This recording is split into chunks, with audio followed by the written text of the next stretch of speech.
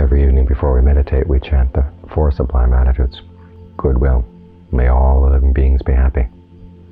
Compassion, may they all be freed from stress and pain. Appreciation, may they not lose the happiness they've found. And then there's equanimity. And instead of saying, well, everybody can just go to hell, I don't care, that's not what equanimity is all about. Because all living beings are the owners of their actions, heir to their actions. Exactly how is that thought related to equanimity? Notice that it comes fourth in the list. In other words, you cultivate goodwill first, cultivate compassion, you cultivate appreciation. But then there comes a point where you realize that, okay, sometimes you may have goodwill for people, but they're not happy.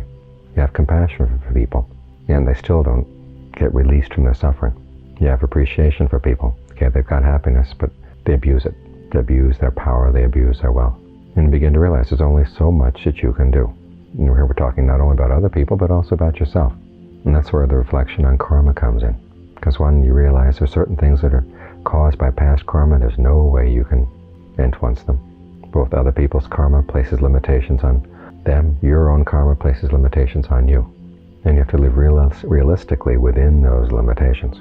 You can push them a little bit. You try to push the envelope to see how much you can help people, how much you can work for your own happiness and for that of other people. But there comes a point where you realize, okay, you can only do so much at a time, so much with the energy, so much with the talents that you have. And so the appropriate thing is to put aside the things that you can't help, where you can't make a difference, and focus on the things where you can. Again, that's what the chant on karma is all about. It's to give you a sense of priorities. Remind yourself of what's important. Okay, you've got limited amount of energy, limited amount of time in this life. You help where you can, but if you can't help, then there's no point in getting upset. There's no point in suffering for it. No point in expending your energies in areas that you just can't make a difference, because you only have so much. So the issue is to use it wisely. That's part of what it means to, whatever you do for good or for evil, to that will you fall heir. Use what you've got skillfully. So the teaching on equanimity is not so much a cold indifference, but it's just remind you of where your priorities are, where your limitations are, and learning how to work within those limitations, and not wasting your energy on things outside of those limitations. In other words, if an issue is something about your own past karma, okay, you realize you can't change that. What you can change, though, what you can shape, though, is what you're doing right now. So focus there. There's a passage where the Buddha talks about the skillful and unskillful ways of teaching karma and of thinking about karma. An unskillful way is saying, okay, everybody who does evil is going to go to hell. Everybody who does something bad is going to suffer. And you look back and everybody's got something bad in their lives. The times when you acted on less than noble or less than your best intentions. And if you simply brood on the fact, well, I made that big mistake, okay, that just gets you into a spiral that goes down. Doesn't help at all. But if you can always remind yourself, okay, there is past karma, but there's also new karma, which is really a fresh slate. You can choose freely right now to act as skillfully as possible.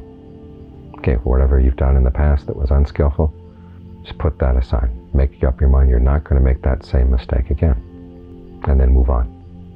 So it's not that you deny your mistakes. You freely admit them.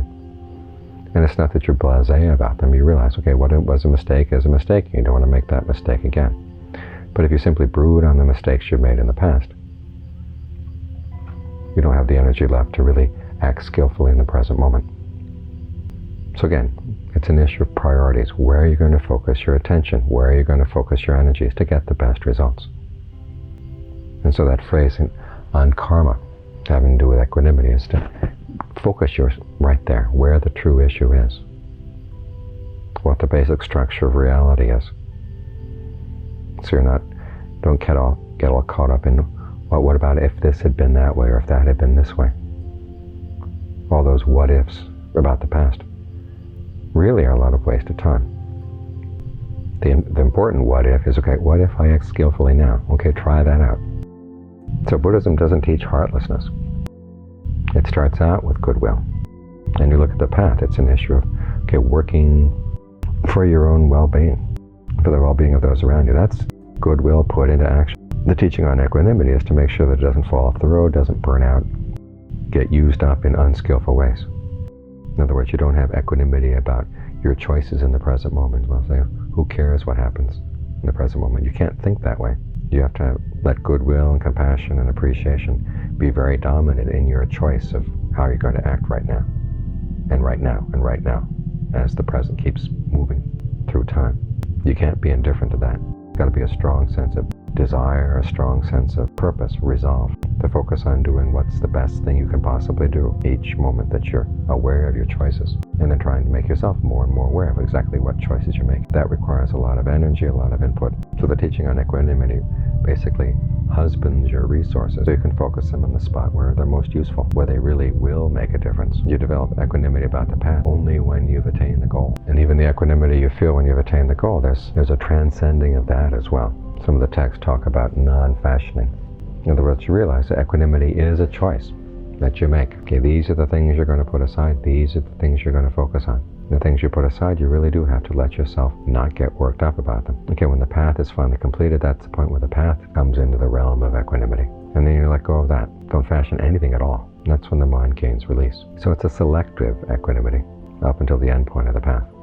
And that way, instead of being a blanket indifference to things, which would be like that of a dead person, it becomes a very important tool in keeping you active and making sure all the energy and activity you've got to devote to the present moment is devoted in the right spot, is used in the best way possible. Otherwise, you drag yourself down by taking on too many responsibilities, too many cares. And when you do that, nothing much gets accomplished at all.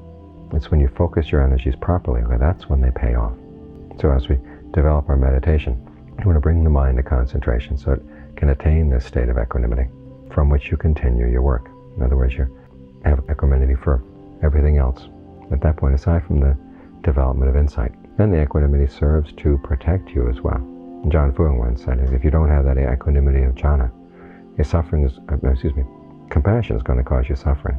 Goodwill will cause you suffering because you see how limited your ability is to really help other people. Or you run against the limitations created by your own past karma and exactly how much you can accomplish at any one time. Okay, if you develop the proper equanimity to that, you don't have to suffer from those limitations. You just recognize them and then work in the areas, that are open to you. So equanimity is an important part of nourishing you on the path, giving you strength, making sure that your basic goodwill for yourself and other people gets properly directed and doesn't get squandered. So don't think of equanimity as a heartless or cold state of mind. It's just a very realistic way of looking at things. Notice in the 4 sublime attitudes, the other 3 are, may all living beings be this way, may all living beings be that way, may all living beings that way. Get to the 4th one, all living beings are the owners of their actions. There's no may in there, it's just a statement of what is. You recognize reality, you recognize the limitations in this causal realm where we operate. And then you make up your mind that you're going to work with those limitations in as creative and as effective a way as possible.